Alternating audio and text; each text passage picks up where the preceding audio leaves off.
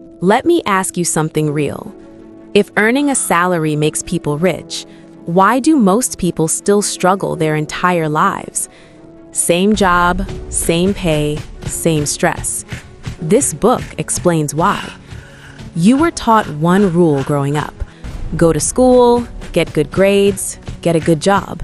But no one taught you how money actually works. That's the mistake Rich Dad, Poor Dad exposes. My name is Easy, and I study wealth, money psychology, and the systems people use to escape financial stress. Not hype, not shortcuts, real momentum. Here's the biggest lesson from the book. The rich buy assets. The poor and middle class buy liabilities, thinking they're assets. An asset puts money into your pocket. A liability takes money out. Simple. But this is where most people get confused. Your house? Usually a liability. Your car? Definitely a liability. Because they don't pay you, they cost you. Assets are things like businesses, investments, rental income, skills that generate cash flow. That's the difference.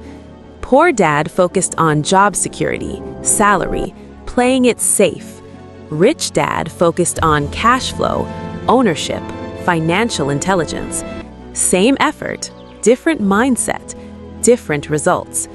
School teaches you how to be a good employee, but it never teaches how money moves, how taxes work, how assets grow, how debt can be used wisely. That's why educated people still struggle financially. It's not intelligence, it's conditioning. Most people avoid assets because of fear. Fear of failing, fear of losing money, fear of being uncomfortable. So they stay safe and stay broke. This is where Wealth Impulso comes in. Wealth isn't about one big move. It's about small assets, built consistently, over time, with discipline. That's momentum. Here's what you should do today.